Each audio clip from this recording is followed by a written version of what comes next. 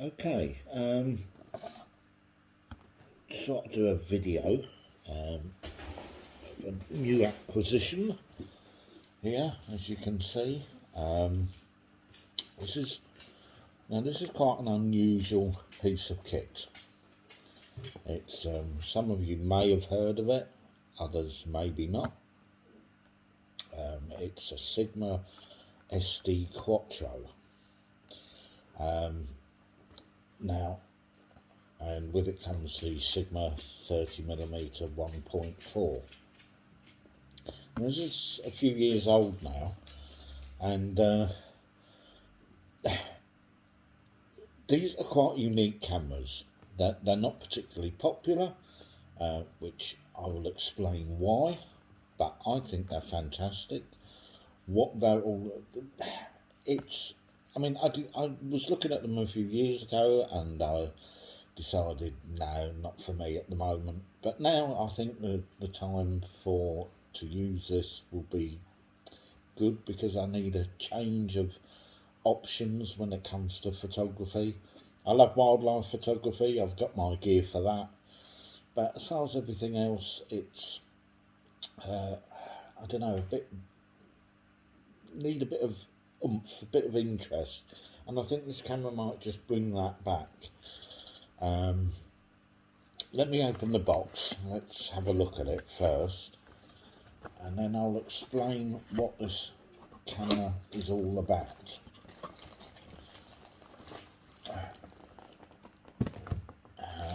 And the first thing you'll notice is that it looks odd.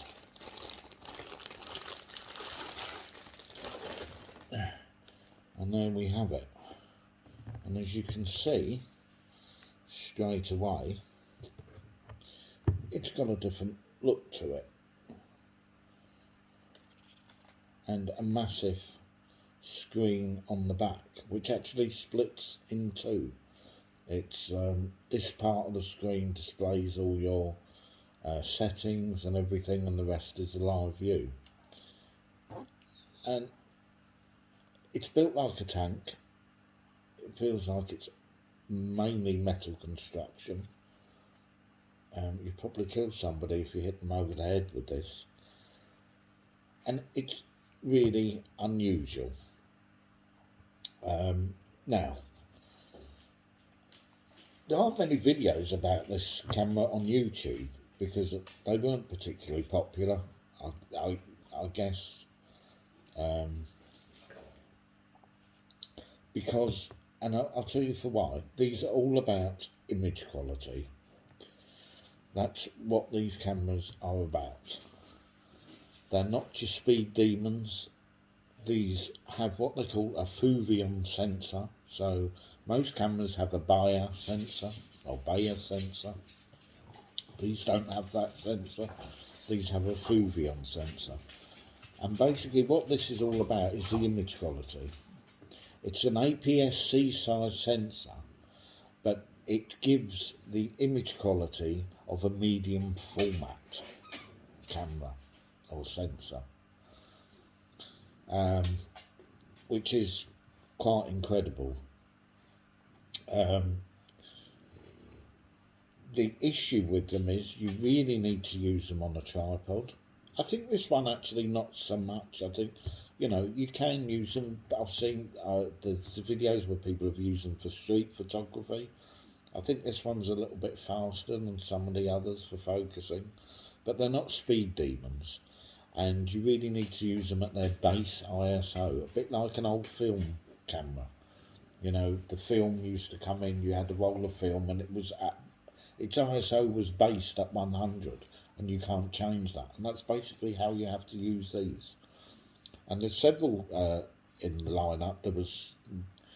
They made three what they call SD Merrills, and they made 1, 2, and 3 of them, and then not the SD, was it SP? Or SDs, SP, SD0, or an SD1, an SD2 and an SD3. They made another 4, which I'm actually bidding on one, so I will do a video of that if I win it, which I suspect I might. And that's a completely different shape again. It's a really futuristic looking camera. And these are, in my opinion, futuristic. This one's excellent condition. A bit more expensive, I think, now, because they're a little bit rarer, especially in this kind of condition. But if you just want high quality photos and you don't mind taking your time using the base ISO of 100 and not going above, I think you can go above it for certain things. I think of black and white photos you can go to 2 or 3, but basically if you want the best quality photographs you use 100 ISO, you don't go above it. So it's not really for action sports, and I guess because, you know, they're kind of limited. Anyway, I'll leave it there for now. I might come back to it a bit later when I've attached the lens and talk about it a bit more. Okay, see you later.